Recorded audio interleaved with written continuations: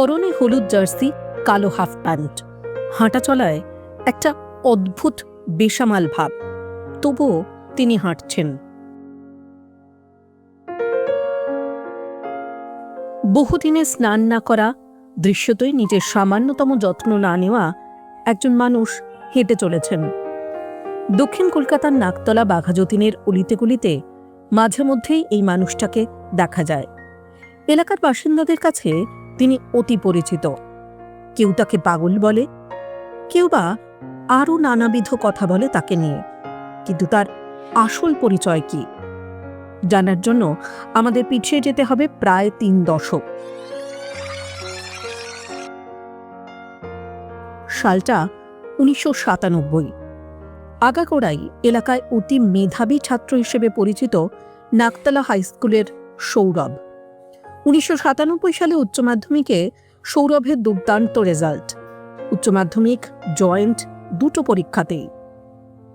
২০০৩ সালে নীলরতন থেকে পাশ করে বেরোনোর পর রীতিমতন সৌরভ সমাদৃত হতে থাকেন কার্ডিয়াক সার্জন হিসেবে। সাফল্য আর জীবনের আলো হাত ধরাধরি করে এক বৃহত্তর মঞ্চে তুলে দিয়েছিল ডাক্তার সৌরভ ঘোষকে।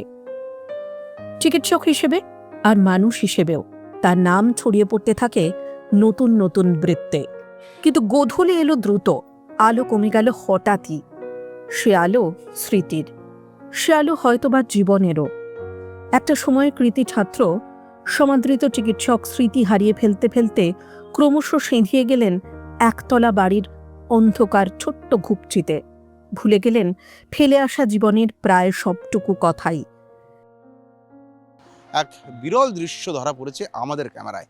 টাইমস নাওর ক্যামেরাতে যে দৃশ্য ধরা পড়ে, একজন ডাক্তার, ডক্টর সৌরভ ঘোষ। তবে আজকে তাকে দেখলে ডাক্তার বলে কেউ পরিচয় হয়তো দেবেন না, কারণ তার পরিচয় বা তার পরিচিতি এলাকাতে একজন মানসিক ব্যাধিগ্রস্ত একজন ব্যক্তি হিসাবেই তাকে সকলে চেনে। কারণ চুল বড় বড়, দাড়ি বড়, নোংরা জামা কাপড় পরে দিনের পর দিন, মাসের পর মাস, বছর পর বছর সেইভাবে ঘুরে বেড়াচ্ছে, রাস্তাঘাটে থাকছে, ফুটপাতে থাকছে। তার কথাবার্তা এলোমেলো, তার কথায় কোনো মিল নেই। একজন মানসিক ব্যাধিতে আক্রান্ত যে কোনো মানুষ ঠিক যেমনটা হন, ঠিক তেমনটাই।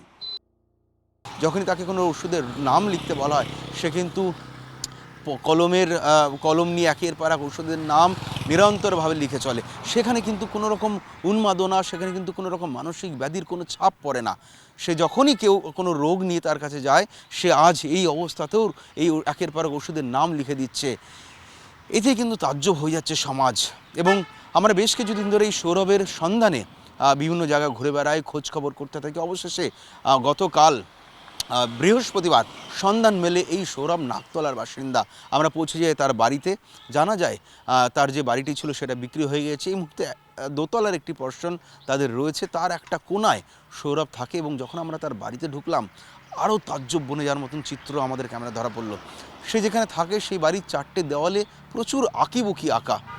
প্রথম দিকে সেটা নিহাতি কোনো বাচ্চা বা কোনো শিশুর ছেলে খেলার অংশ হিসেবে মনে হলো। পরে যখন সেটা ভালো করে আমরা দেখলাম, দেখা গেল গোটা দেওয়াল জুড়ে সে লিখে রেখেছে বিভিন্ন মেডিকেল কলেজ হাসপাতালের নাম। কোথাও লেখা এনআরএস, কোথাও লেখা কেপিসি, কোথাও লেখা সিএমসি ভেলোর, কোথাও লেখা তার ডিগ্রি, কোথাও লেখা তার রেজিস্ট্রেশন নাম্বার। আর গোটা দেওয়াল জুড়ে, 4টে দেওয়াল জুড়ে যেটা সবথেকে বেশি লেখা, সেটা doctor Sourav Ghosh, doctor Sourav Ghosh, doctor Sourav Ghosh, এবং তার নামের শেষে তার ডিগ্রি। ফলে সব ভুলে গেলেও, মানসিক ব্যাধিতে আক্রান্ত হয়ে সব কিছু অতীত সে হারিয়ে ফেললেও, নিজের নাম, নিজের পরিচয়, নিজের রেজিস্ট্রেশন নাম্বার এবং ডিগ্রি কিন্তু ভোলেনি ডক্টর সৌরভ ঘোষ। জ্বর, সর্দি, কাশি, শরীর খারাপ, রোজ বছর ডক্টর সিটি করে গেল। সব দিয়ে দিয়েছেন? হ্যাঁ, অজমের ওষুধ একগুলো যায়, সব দিয়ে দিয়েছি। কেপিসিতে কে পড়তো আপনার? কেপিসিতে কিছু মক্সের ট্যাব। তুই পিয়ারলেসে ছিলিস জানো? হ্যাঁ, পিয়ারলেসে? হ্যাঁ, পরে বলছি না বড় কথা না, আমরা দেখেছি। এই অনেক দেখ এই ডায়েরি দেবে অনেক, ওর কাছে ডায়েরি আছে। শুনুন না, এই ডায়েরি আর পেন আছে ওর কাছে অনেক, দেবে তুই কথা বল। ও পিয়ারলেস ছিল, পিয়ারলেসে গেলে এখন যেটুকু দ্বীপ আর নিভল না, রয়ে গেল তাঁকে আষ্টে পৃষ্ঠে জড়িয়ে, তা হলো তিনি একজন চিকিৎসক।